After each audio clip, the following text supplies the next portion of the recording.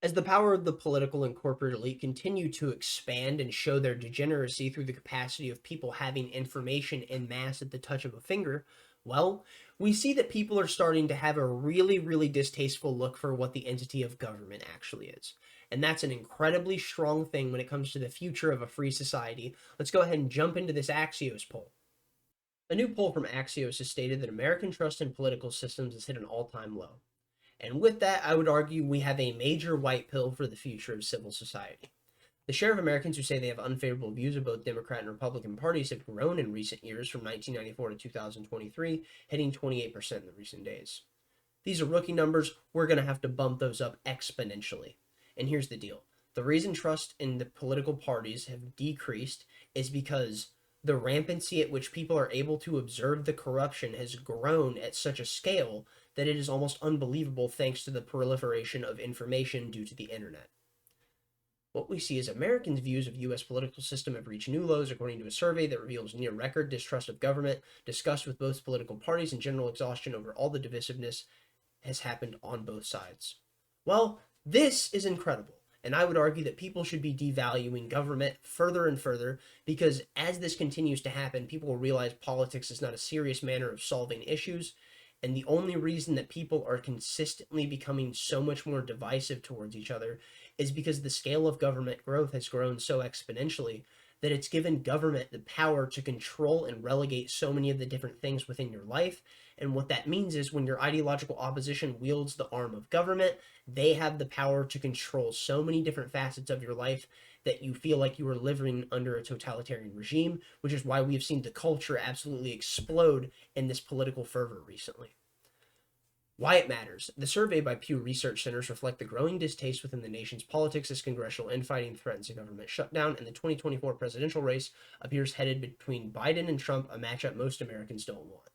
And honestly, I would argue if it was the matchup Americans really wanted, it would be Donald Trump versus RFK Jr. or Donald Trump versus someone like, I don't know, Hillary Clinton again. That would be kind of hilarious.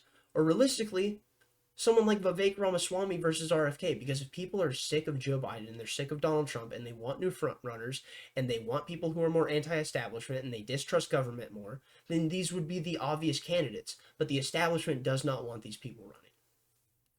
4 times as many Americans have unfavorable views of both parties today than they did in 2002, an all-time high, with Republicans and Democrats equally unpopular, the survey found. And that's good because they both equally fucking suck. Trust in government is a near 70-year low, with just 16% of the public saying they trust the federal government at least most of the time. Who are these people that are 60% or 16% of the population saying that they trust the federal government at all? I don't trust them to do anything. 2 in 3 Americans say that they also often feel exhausted when they think about politics. The top 2 words that the U.S. describes politics are divisive and corrupt. Well, here's the deal. The reason it's so divisive is because the scale of government continues to grow more and more, and because of that, the culture becomes more divided because people realize that the people who are their ideological oppressors, well, they have more power over them now, as I've already stated. And what we see is in massive superstructures like government or corporate entities, corruption is something that always runs rampant because people are driven by personal incentive. And with that, you have people that are willing to sidestep the relegation of morals. Moving on, we see zooming in, the problem could get worse as younger generations make up great shares of the population. Younger people are far more likely to be critical of both the Republican and Democratic parties. Fantastic. 37% of 18 to 29-year-olds had unfavorable views of both parties compared to the 16% of those 65 or older. And the people who are in the boomer generation are so caught up in their own understanding that they had presented to them when they were in school about the beauty and nobility of government, one rule for all, about the people, the cops are the people who work for you, don't you worry about it, what we're doing is to protect the world, that's why we have to expand the US empire. That is exactly their mentality. They genuinely think when we go protect democracy abroad, we're actually protecting democracy rather than the hegemony of the world empire. A growing number of young voters are rejecting the two-party system and claiming to be independent, as Axios has reported. Between the lines, we see a third-party solution is not so straightforward, however, and it appears to be quite straightforward in Argentina, where Javier Milei is dominating and has taken the large portion of the voting bloc, being, I believe, 31% now, with the election coming up in October. And I believe Javier Milei, the libertarian candidate, will be the person who wins the presidency in Argentina. I have not seen energy for a presidential candidate like Javier Milei unlike anyone except for Donald Trump. And even then, the energy that the people of Argentina have for Javier Milei, I would argue, climaxes Donald Trump's, and it's not even close. And it's because Javier Milei is speaking to what's true and what's beautiful about the nobility of living free from the tyranny of the state. I wish that Donald Trump was half as good on half of the issues as Javier Milei. Moving on, 68% of Americans overall say that at least somewhat wish that there were more parties to choose from, but they're not convinced that having more than two major parties would make it easier to solve the nation's problems. And that's actually a really fascinating point that touches into something that I said, that politics is not a serious metric of how to solve the problems of civil society. Only about a quarter think so, while another quarter say more parties would think more solutions would make things more difficult. This is such a stupid thing because these are the same people that talk about how important it is to have democracy and open vote and open conversation and the free market of ideas, yet they're talking about the dangers of what it means to have more than two parties. Well, then that's the case, then you don't really give too much of a shit about democracy now, do you?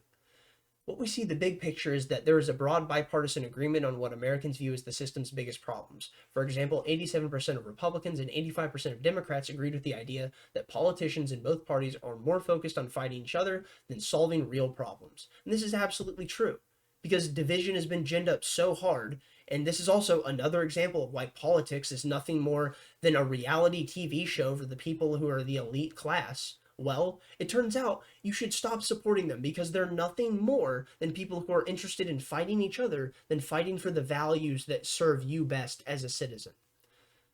Americans want to limit those in government. 87% want term limits, 79% support age limits, a limit proposition that has gained widespread attention in the face of congressional health scares and concerns about President Biden's age and acuity. Yeah, absolutely. And I fully expect them to be talking more so about things with age if they turn on Joe Biden in mass, if he has a massive blunder. And with that speak of age, they will absolutely turn that arrow at Donald Trump in an attempt to skewer him as well.